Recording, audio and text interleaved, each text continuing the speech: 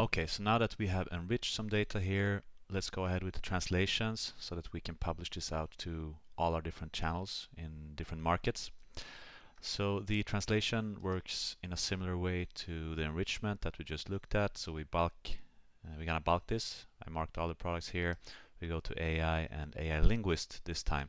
So the Linguist can do spell checking, it can do text improvement, and also translation.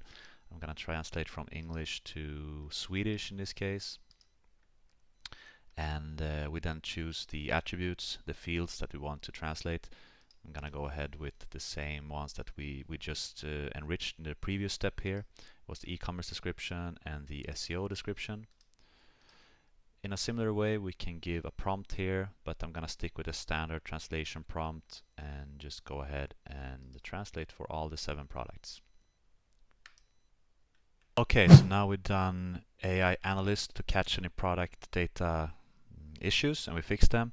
We've done AI enrichment of a few attributes, the SEO optimized description and the e-commerce description, and we translated from English to Swedish for those attributes.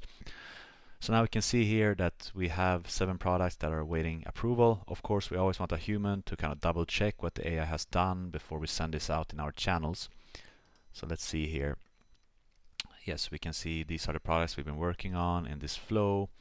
And let's take a look here at the latest. So here is the e-commerce description that we generated before. And I'm just going to double check here so that our translations are indeed done. And yes, this is the Swedish description.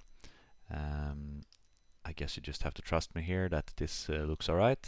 I think the AI has done a good job with the translation. And yeah, from here we can now go ahead and publish this to both our English channels and the Swedish channels. So we have kind of gone full circle now with the AI enrichment, translation and analysis. Thank you for watching.